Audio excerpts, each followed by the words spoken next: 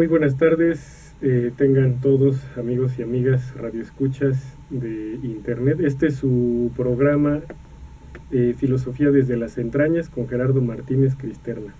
Muy buenas tardes, Gerardo, ¿cómo estás? Bien, gracias Adolfo, gracias Irma por tener estos programas, ¿no? Que los grabamos los sábados, pero pues, es un trabajo, pero bueno, lo hacemos con gusto y cariño. Exactamente, siempre es como un placer estar aquí grabando programas y es muy padre, ¿no? La dinámica, hablar de filosofía, Sí. el lugar de descansar, hacer algo productivo. Tú que eres joven, ¿cuántos programas habrá así de filosofía? O sea, ¿habrá muchos? Pues de programas de filosofía, pues fíjate que no conozco muchos, ¿no? Sé que hay gente que graba, pero por ejemplo sabemos de nuestro amigo Vico, que él grabó, ¿no? Pero otros, pues no. Hay como en temas específicos sobre género, sobre indígenas, sobre cultura y cosas, pero filosofía, No, ¿verdad? no hay muchas. Bueno, esperamos ser los únicos. Pues yo creo que entre más gente haya mejor, ¿no? No, sí, no. Como Que cunda, que cunda la no pasa filosofía, nada. pues sí. ¿Ah? Bueno, Gerardo, ¿qué te parece si hoy tenemos una revista de las que tú publicas, la número 11, que se llama La espiritualidad humana con Dios o sin Dios? Quisiera que nos dieras como un panorama general y después entrar como a las preguntas concretas de tu revista, ¿cómo ves? Bueno, yo creo que el tema de la espiritualidad es sumamente interesante porque todos los seres humanos somos espirituales. Lo que pasa es que generalmente la espiritualidad se le relaciona con la religión, y yo la quiero llevar más allá, o sea, que el ser humano, simplemente por ser humano, Ajá. ¿no?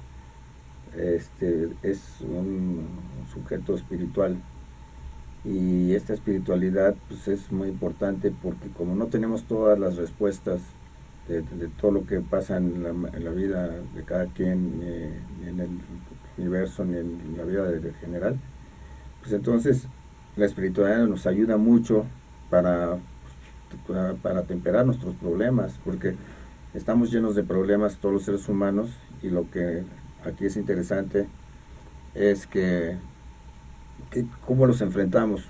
Muchas veces al enfrentar los problemas que tenemos cada uno de nosotros, bueno, pues se tarda tiempo en resolverse, y mientras está la espiritualidad. La espiritualidad es tan simple, o sea, si la queremos llevar a la sencillez, de que por ejemplo cuando vas en el metro o vas en un autobús o te subes a un avión, pues tienes miedo a lo que puede pasar. Entonces, pues en tu interior te recoges, haces un pensamiento espiritual. Entonces dices tú, pues que me vaya bien en el viaje, o que me vaya. Entonces la espiritualidad es parte del ser humano, y como la defino yo es muy sencilla, o sea, no es una definición, es simplemente una necesidad humana de que usemos la palabra espiritualidad, como una forma de atemperar nuestros problemas, ¿no? Okay. ¿Y por qué una espiritualidad humana con Dios o sin Dios? Generalmente nosotros cuando hablamos de espiritualidad tenemos la creencia de que hay un Dios detrás, ¿no? O un Dios arriba o abajo. Sí, lo que te decía, o sea, todo el mundo tiene, o sea, piensa que la espiritualidad solamente es dentro de la religión, o sea, con un Dios o dioses, ¿no? Y yo creo que es más allá, o sea, los seres humanos, creas en Dios o no creas en Dios, pues tienes una espiritualidad, o sea, muchas veces pues, estás temeroso al devenir de la vida, y ese mismo temor pues te convierte en un ser espiritual, un ser que quiere la esperanza, que quiere que los problemas se resuelvan, quiere que sus hijos estén bien, quiere que su familia también goce de estar bien. Entonces, todo eso para mí son actos espirituales, eh, porque no hicieran más que una necesidad del ser humano de estar con nosotros mismos y junto con los demás, buscando pues que las cosas sucedan de tal manera que no nos afecte. Entonces la espiritualidad pues es muy importante para los seres humanos, como yo la concibo. O sea, la concibo con Dios o sin Dios, porque ese temor que tenemos de la vida misma, pues lo que necesitamos es enfrentar la vida, y al enfrentarla, pues digo, no tenemos todas las soluciones, y al no tener todas las soluciones, pues siempre tenemos nos sentimos cobijados por una cosa que podemos hacerla como espíritu o espiritualidad. Y por ejemplo, entonces hay ateos o gente que no cree, no tiene un Dios o no tiene una religión, que son espirituales, pues Es lo que te estoy tratando de explicar. O sea, cualquier ser humano tiene miedo a subirse a un avión. Automáticamente pues rezas o haces una plegaria o te encomiendas a quien quieras tú, al diablo, para que no te pase nada. Entonces, para mí, el ser humano es espiritual por el simple miedo que tiene, forzosamente espiritual. Entonces, con Dios o sin Dios no importa. ¿Sí me debe a entender o no sí, me debe a entender? No, sí, nada más que es como para dejarle claro a nuestros radioescuchas, para que me preocupas. No, pues ya te acuerdas que incluso hicimos una serie de conferencias con este tema. Sí, oye, con un gran teólogo, Manuel Fraijó. Exactamente. Que fue un éxito, la verdad, esas conferencias, ¿no? En la gente necesita la espiritualidad, ¿no? Exactamente. Qué padre. Y al principio de tu de la revista Conferencia, hablas de cómo se originó la espiritualidad. ¿Podrías decirnos cómo fue esos orígenes? Bueno, los orígenes de las cosas son imposibles de saber con exactitud, pero sí hay antecedentes de que el árbol fue la primera cosa espiritual. ¿Y por qué el árbol? Bueno, pues el árbol es realmente, si no tenemos ningún conocimiento, es algo fantástico. Imagínate, va creciendo y lo vamos viendo su crecimiento, después nos da ramas y frutos. O sea, pues eso parece como acto mágico, y es producto de la vida y de la naturaleza que se crean los árboles. Entonces, pero los seres humanos prehistóricos pues no tenían los conocimientos que tenemos ahora. Seguimos sin ser muy inteligentes, pero eso no importa. Digo, en aquella época, pues se imaginan, no tenían las herramientas suficientes. Entonces ellos no entendían cómo podía crecer un árbol, ¿no? Y cómo podía dar frutos. Entonces adoraron a los árboles, y los que pensaban que tenían un espíritu, o sea, tenían algo adentro que los movía y le tenían miedo a ese algo que los movía.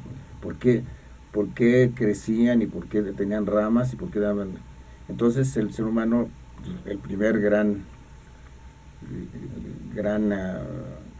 amigo que pudo tener fue el árbol, porque el árbol le daba sombra, por ejemplo, para que descansaran como muchos eran nómadas, pues lógicamente cuando tenían su descanso lo hacían junto a un árbol, y el árbol les daba sombra. Y entonces pues es lo mismo que una iglesia ahora. Una iglesia, pues entras y te da sombra, y lógicamente la iglesia te sirve como el árbol, pues para estar cerca de tus dioses o tu Dios o tus espíritus.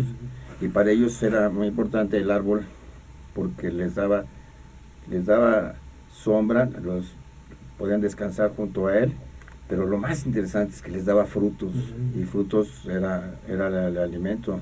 Entonces ellos, ese espíritu que tenía aparentemente por dentro el árbol, para ellos era una especie de adoración a ese espíritu, y ahí nace lógicamente ya en una forma más clara la espiritualidad humana.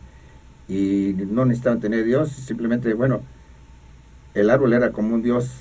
Sí, lo veían. Lo veían como un Dios, porque la palabra Dios pues también no fue un Dios único al principio, sino todo nació de los espíritus, de esa falta de de saber por qué suceden las cosas. Exacto. O sea, nosotros no sabemos cómo o la mayoría no sabe cómo se dio la vida, cómo llegamos a ser seres humanos, cómo llegamos a pensar, pues todas esas cosas que no sabemos, pues lógicamente se las achacamos tal vez a alguien.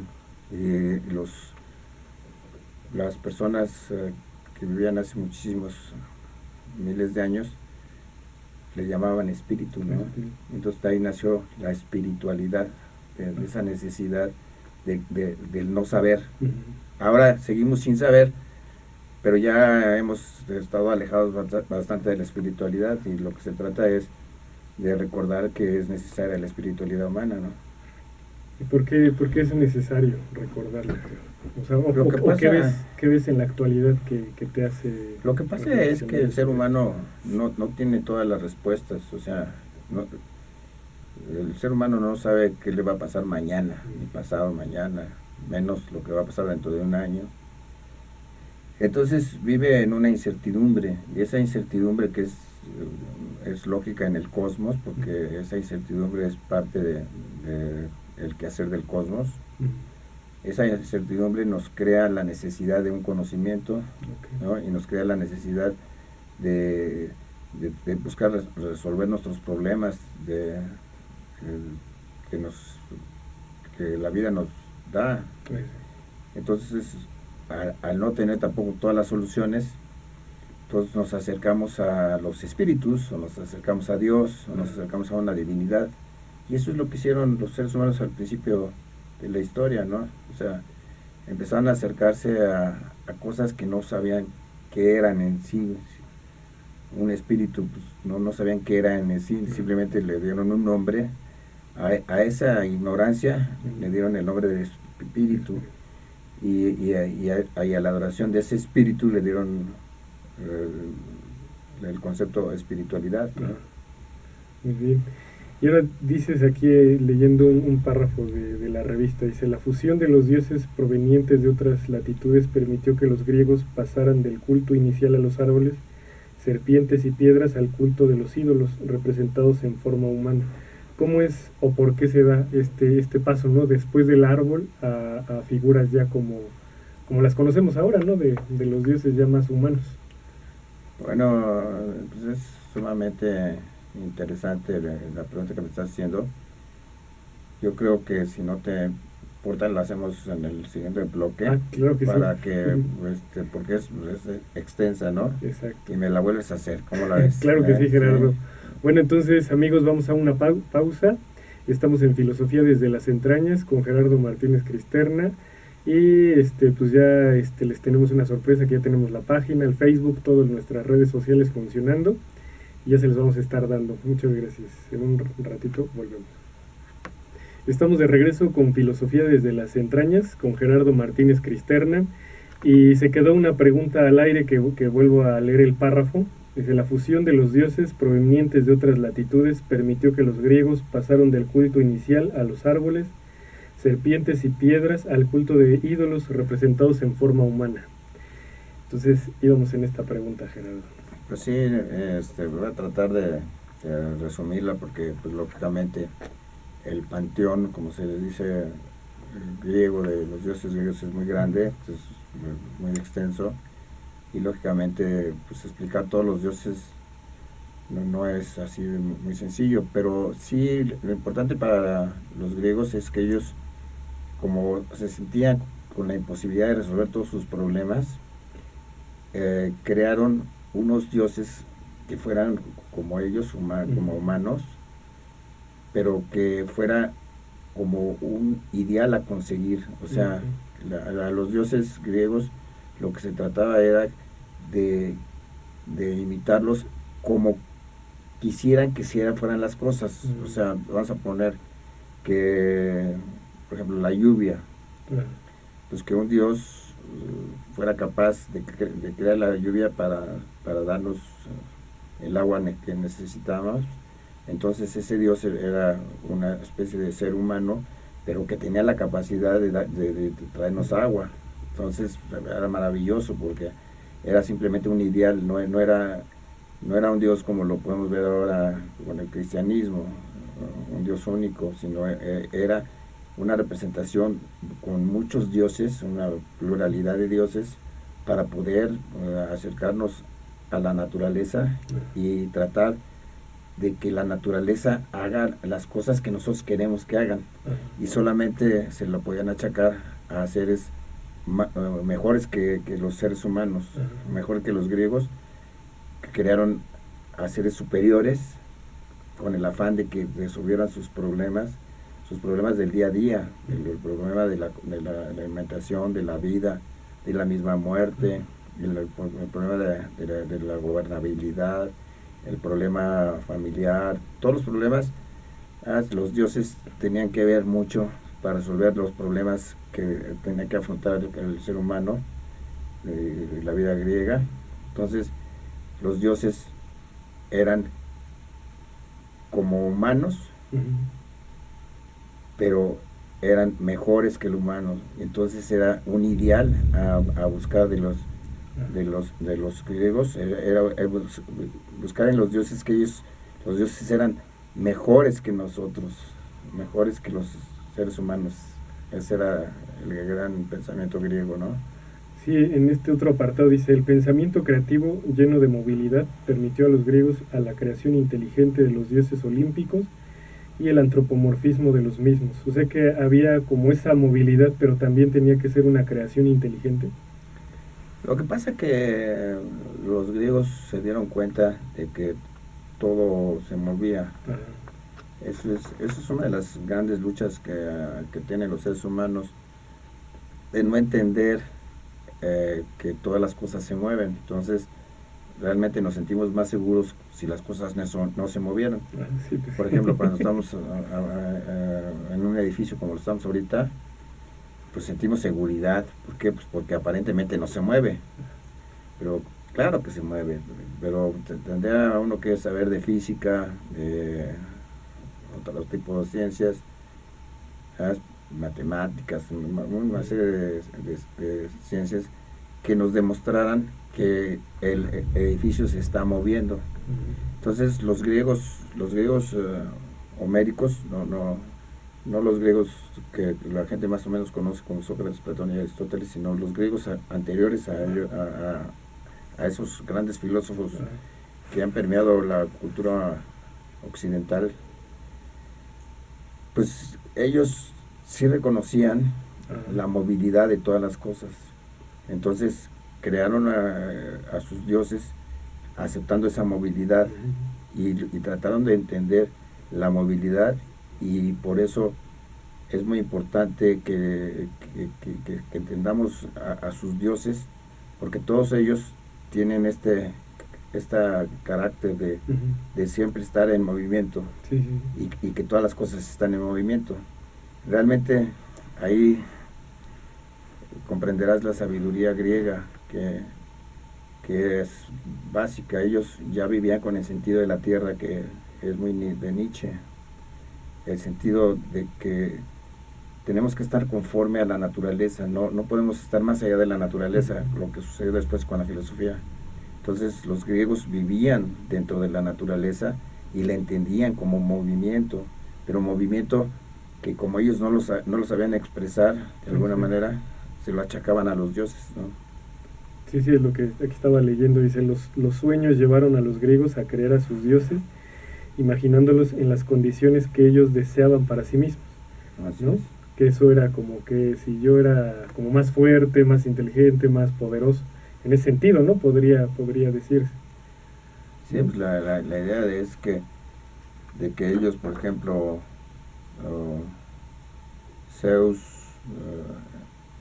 era el dios del rayo, pero el rayo era algo muy importante para los griegos, porque el rayo automáticamente era el reflejo de la lluvia, y la lluvia era el reflejo del agua, y el agua era el reflejo de los frutos que había en la tierra. Entonces, ponte a imaginar lo que significaba el rayo. O sea, Zeus significaba muchísimo. ¿Por qué? Porque pues el rayo El rayo era un espíritu que creaba muchas cosas fantásticas, era pura creatividad, y ellos esa creatividad la valoraban mucho. Entonces, pues, lógicamente se la achacaron a su dios principal, a Zeus, ¿no? Y esta energía también, como no es estable, ¿cómo podemos nosotros controlar toda esa energía? O sea, si la representación es el rayo y venimos también como de toda esa energía, ¿por qué hay como una necesidad de estabilidad? Bueno, hay una necesidad, pero es imposible llegar a la estabilidad total. Hay una, podemos tener una estabilidad en la vida, en las pasiones, podemos hacer que el movimiento sea más pausado, pero lo que no podemos evitar es el movimiento, ni podemos evitar la sensibilidad humana. Entonces, los griegos veían todo eso. Entonces, ellos vieron a dos grandes dioses, Apolo y Dionisio. Apolo es el dios de la forma, las formas. Entonces, por ejemplo, nosotros como seres humanos tenemos un cuerpo, tenemos una forma, tenemos ojos, tenemos oídos, narices, brazos, piernas. Entonces tenemos una forma, pero por dentro somos tenemos un mundo sensible, Entonces el mundo sensible era la representación de Dionisio, el dios de la desmesura, el dios que siempre está en cambio, del movimiento de las cosas, y Apolo es el de la forma. Pero no podemos, nada en el mundo puede existir sin forma, ni nada en el mundo puede existir sin movimiento de la forma. Exacto. Entonces, pues ellos lo comprendieron, y por eso lo que hicieron es adorar en el mismo altar a los dos dioses, porque los dos dioses se necesitaban. Pues necesitas la forma, pero también necesitas el movimiento. Exacto. La sensibilidad. Entonces, esa sensibilidad la tienen en Dionisio, y la forma la tienen en Apolo. Entonces, lo interesante de aquí es que si nada más tuviéramos forma y no tuviéramos sensibilidad, y las cosas no tuvieran sensibilidad, entonces estarían sin movimiento. Y lo que no puede suceder en el universo es nada sin movimiento, todo tiene movimiento. Entonces ellos sí se reconocían y vivían aceptando el movimiento de las cosas. El cambio. Eso es algo muy difícil para los seres humanos, entender que todo está en movimiento, los mismos sentimientos y pensamientos de los seres humanos están en movimiento, pero el ser humano quiere seguridad. Pues sí, será algún miedo que no hemos superado. No, es que el miedo, si me lo haces la pregunta, te explico lo que es el miedo. Ahorita en el siguiente corte, estamos en Filosofía desde las Entrañas con Gerardo Martínez Cristerna, y volvemos en un instante. Estamos de regreso en Filosofía desde las Entrañas con Gerardo Martínez Cristerna. Estamos hablando sobre la espiritualidad humana, con Dios o sin Dios. Y estábamos entrando en esta dinámica de que no hay nada estable en el mundo, ¿no? Que el ser humano por miedo quiere que todo sea estable. Pero quisiera preguntarte, Gerardo, aquí hay un párrafo bien interesante que quería preguntarte desde el bloque pasado. Dice así: sin posibilidad alguna, la filosofía occidental ha tratado de controlar los pensamientos, las pasiones y los sentimientos humanos. Estos pensamientos, estos sentimientos también son inestables, ¿no?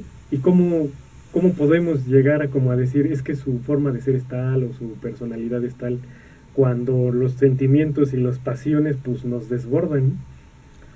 Lo que pasa es que el ser humano, por su inseguridad natural, que la misma naturaleza te hace inseguro, pero no es una falta de seguridad de cobardes, es una, en el Nietzsche sería la voluntad de poder, que es algo que tienes intrínseco a tu cuerpo, y que tienes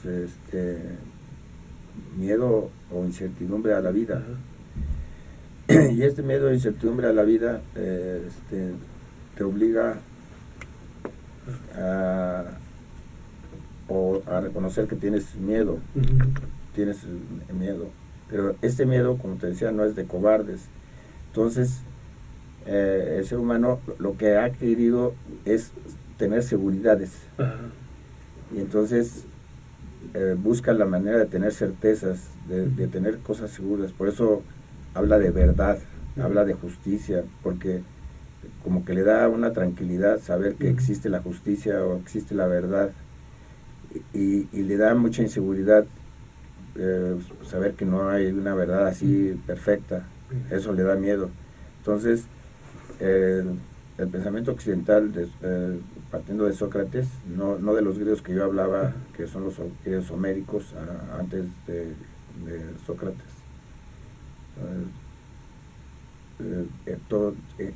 el problema de que los seres humanos, ya como Sócrates, empiezan a tratar de fijar las cosas y tener seguridad. Esa seguridad es aparente porque realmente ellos mismos reconocen que hay un mundo sensible, pero lo consideran que ese mundo sensible no es el existente, sino hay otro mundo, hay otros mundos que son importantes, más importantes que el mundo que vivimos los seres humanos, en donde tenemos sentimientos y pasiones. Ellos consideran que hay otros mundos más grandes o más jerárquicamente más importantes que nos dan las certezas y seguridades, y por eso esa es la gran batalla que libró el ser humano hace 2400 años aproximadamente, y por desgracia perdió la batalla los dioses olímpicos de los griegos, y la batalla de entender el movimiento, entender que todas las cosas están o sea, hay una incertidumbre en la vida, y entonces buscamos las certezas, y eso ha permeado 2400 años de los seres humanos. Muy poco realmente de los seres humanos, pero ahorita todavía pensamos en tener seguridades, y ese es el gran problema de la filosofía. O sea, imagínate que ahora, por ejemplo, en el cristianismo ya la gente ya no va mucho a las iglesias. Bueno, pues sucedió mucho también con los dioses griegos. Ya la gente empezó a dejar de creer en esos dioses, y entonces pasaron de moda. Como va a pasar de moda, yo creo que el dios cristiano, ¿no? Va a pasar de moda, y habrá otros dioses, no sabemos qué cosas queremos los seres humanos. Pero hasta Sócrates la batalla la perdieron la incertidumbre, o sea, el reconocimiento de que tenemos una vida incierta. Eso los griegos lo valoraron mucho, y esa es la importancia de los griegos, y de retomar otra vez a los griegos, regresar a entendernos que tenemos una vida de incertidumbre.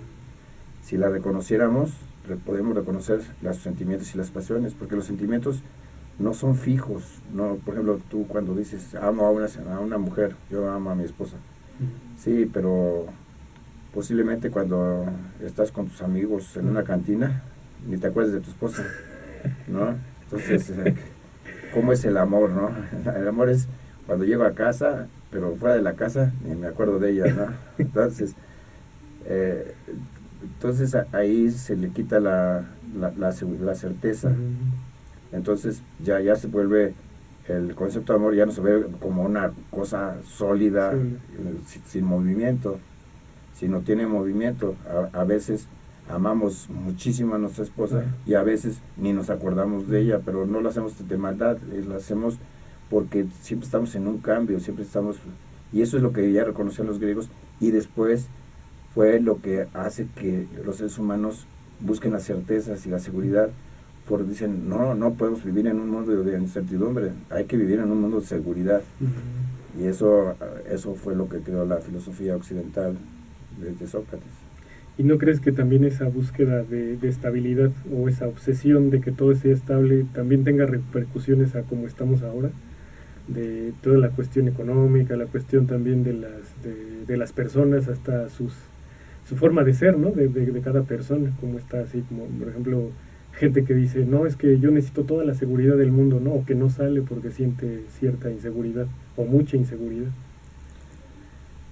Pues exactamente, por eso es tan importante el pensamiento de Nietzsche, que nosotros nos acercamos mucho al pensamiento de Nietzsche, porque Nietzsche en realidad no creó una nueva filosofía, lo único que hizo es recordar al pensamiento griego antes de Sócrates y darle esa incertidumbre que realmente tiene la vida y tiene el cosmos, la naturaleza en general.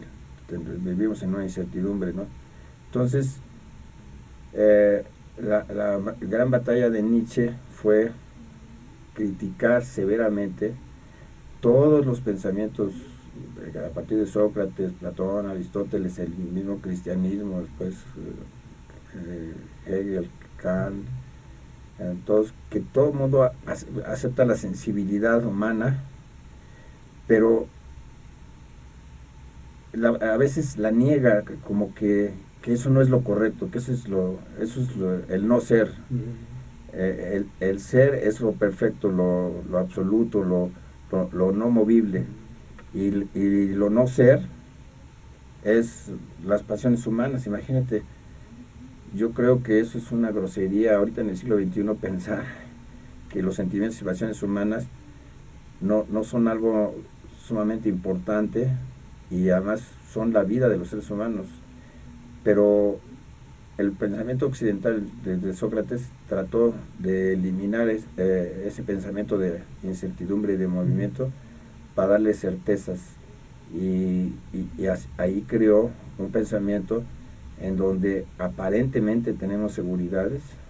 Tenemos, por ejemplo, en Sócrates tienes la teoría del conocimiento, que es la teoría del conocimiento realmente es la que todavía usa el ser humano, que Sócrates nos enseñó a qué son las cosas, la filosofía predicativa. ¿Qué es un árbol? Entonces tú defines qué es árbol. El árbol es esto, el otro. ¿Qué es la biología? Pues es esto, la biología. Entonces estás definiendo qué son las cosas, pero el mismo ser humano le está definiendo como si fueran verdades, y así se formó el pensamiento científico, creando las verdades, porque decíamos qué es el avión, qué es una computadora. Entonces aparentemente es muy fácil decir qué es una computadora, pero la estamos entendiendo desde solamente un solo ángulo, no desde todo su alrededor. El árbol no está solo, necesita de agua, necesita de la tierra, necesita del movimiento cósmico, el movimiento del planeta. Entonces no está solo. Entonces Sócrates, para darnos seguridad, nos dice, no, es que yo sí puedo definir qué son las cosas. Entonces imagínate, Sócrates se podía aventar la puntada de decir quién es Gerardo Martínez Cristerna. Bueno, pues si le caía mal yo, pues me decía que era yo un terrible ser humano, ¿entiendes? Si le caía yo bien, pues podría ser yo un magnífico ser humano.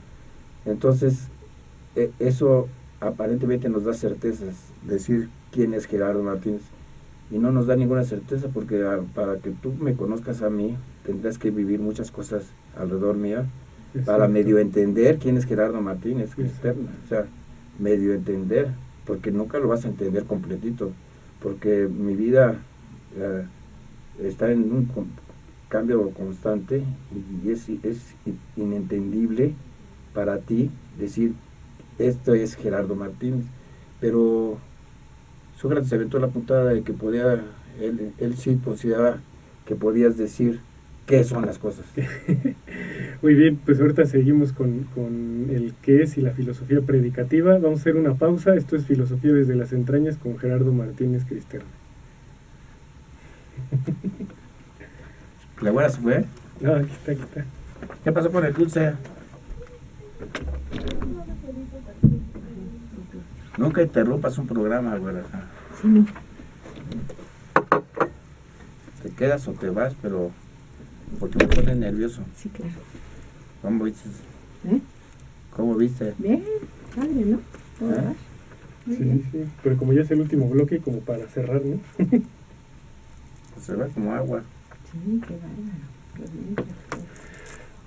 bien. Eso es que agarro un dulcecito. Sí, claro.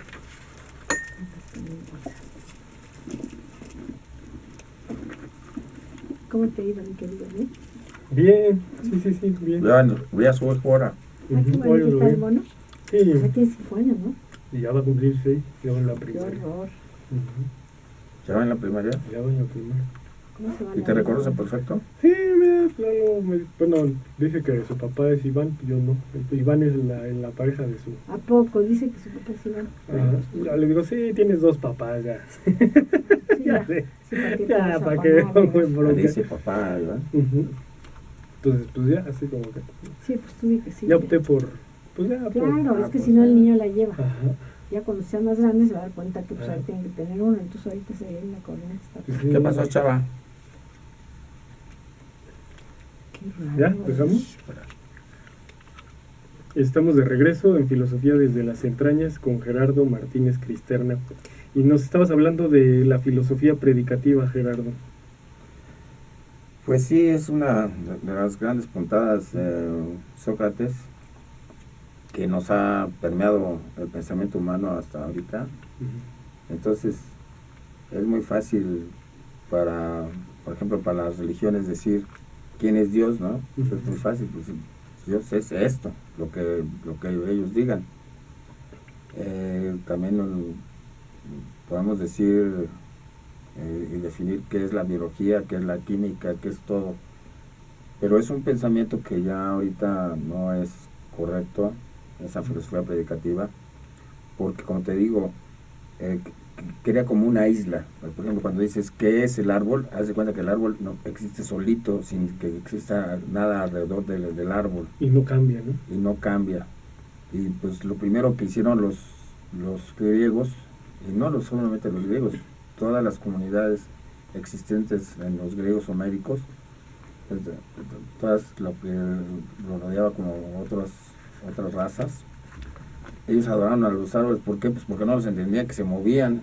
Entonces, ¿cómo puedes definir un árbol si el árbol es muchas cosas? No más es... entonces, eso va a influenciar mucho a la idea del pensamiento humano, y todavía se va a reforzar más, por ejemplo, con las ideas de Platón, que las ideas innatas. Las ideas innatas son ideas que están separadas de nosotros. Entonces, Platón, por ejemplo, ve en el mito de la caverna en la caverna estamos los seres humanos con nuestros sentimientos y nuestras pasiones, pero eso no es lo correcto. Lo correcto es que hay una luz que entra a la caverna, y si nosotros buscamos esa luz nos va a dar el conocimiento de qué son las ideas. Entonces nos va a decir, por ejemplo, qué es la justicia. ¿Y cómo lo vamos a encontrar? Pues por medio del pensamiento humano. Si cada vez pensamos mejor y más excelso, más maravillosamente, podemos llegar a conocer el mundo de las ideas, que están fuera de la caverna, fuera del mundo de que vivimos. Ahora es impensable, no sé a qué filósofo se le puede ocurrir, de que no seguimos en la caverna, y la caverna es la vida, y la vida es la que hay que reconocer. Pero aquí lo que trataba Platón es de negar la vida y decir que lo que estaba en error era esa movilidad de los sentimientos y las pasiones humanas. Entonces, pues con la teoría de Sócrates y la de Platón, y después con la de Aristóteles, se formó un círculo de seguridad en donde los seres humanos hemos vivido con ese firme. Todavía lo consagra más Aristóteles al decir, al definir la ontología como el estudio del ser en cuanto ser. ¿Por qué? Porque entonces ya estudiamos al árbol, estudiamos a Dios, estudiamos a Gerardo, estudiamos la computadora, y ya con que la definamos y decimos qué son las cosas, pues ya no tenemos ningún problema, ¿no? O sea, con esa sabiduría. Pero hay un mundo abstracto, por ejemplo en Aristóteles, que es la metafísica, y ese mundo abstracto es como algo que no podemos agarrar. Por ejemplo, podemos pensar la idea de silla. A ver, pero ¿cómo? Si estamos pensando la idea de silla, ¿cómo agarramos la silla? Bueno, si físicamente la tenemos la silla, sí la podemos tener y agarrar y mover. Pero en el pensamiento metafísico, la silla está en una cosa, en una idea, está fuera de la física. No es la silla que estamos viendo, sino es la silla que estamos representando por medio de la abstracción. Y ahí nace el mundo de la metafísica. Es impensable ahora, no sé a quién se le puede ocurrir, que el pensamiento abstracto no es también parte de la física. Nosotros, el pensamiento no es algo que podamos agarrar, es como el perfume de la flor. Por ejemplo, hay flores o plantas que tienen un olor, por ejemplo, la menta, entonces lo hueles, pero tú no puedes agarrar el olor, pero lo que no puedes negar es que existe el olor. Pues es igual el pensamiento, tú no puedes negar que existe el pensamiento y que puedes pensar la silla, te la puedes imaginar la silla, te puedes decir, pues me estoy imaginando una silla cuadrada, redonda, napoleónica, lo que tú quieras, la estás pensando, pero esto también está en el mundo de la física. Pero a mi querido Aristóteles se le ocurrió que eso estaba fuera de la física, y entonces nos creó la metafísica. Entonces la metafísica es la ciencia que ha perdurado por 2400 años, y entonces pues como tenemos a Dios fuera de la física, fuera de la naturaleza, tenemos las ideas fuera de la naturaleza, tenemos la verdad fuera de la naturaleza, pues creamos dos mundos, el físico y el no físico. Pero realmente debemos reconocer que estamos simplemente en el mundo físico y que no existe ningún mundo no físico. Por lo menos nosotros no lo conocemos, porque nosotros vivimos en la caverna y somos parte de la caverna, y no podemos negar ni nuestros pensamientos ni de que podemos pensar, ¿no? Sí, decía Platón que esa conexión se daba por el alma, ¿no? Para que estamos en la caverna, pero el alma era la que ascendía a las ideas innatas, ¿no? En el topos Uranus. Y ya para terminar, Gerardo, como estamos hablando de la espiritualidad con Dios o sin Dios, ¿qué mensaje darías, ¿no? a este mundo cambiante que es imposible como pararlo, y toda la gente que a veces vive con miedo, dice que la vida no sea difícil, que sea solo pura risa o puro gusto, ¿no? Y que hay problemas siempre, ¿no? ¿Qué consejo, qué darías tú, qué les dirías a nuestros radioescuchas? Primero que nada, tenemos que aceptar que vivimos en un mundo sensible, en un mundo cambiante, ¿verdad? Y después ver la posibilidad que tenemos los seres humanos de mesurar ese mundo de incertidumbre. Tampoco es caótico, ¿no? El caos es algo que no podemos tratar de componer. El caos, pues la misma palabra te lo dice, no lo puedes definir, pero no hay, como que no hay arreglo. Y la vida tiene la posibilidad de mesurarse. De ahí es el dios Apolo y el dios Dionisio, los griegos, se puede mesurar. Entonces la vida la puedes mesurar. ¿Cómo la mesuras? Pues, por ejemplo, podrías ser alcohólico, y ¿cómo puedes mesurar tu vida?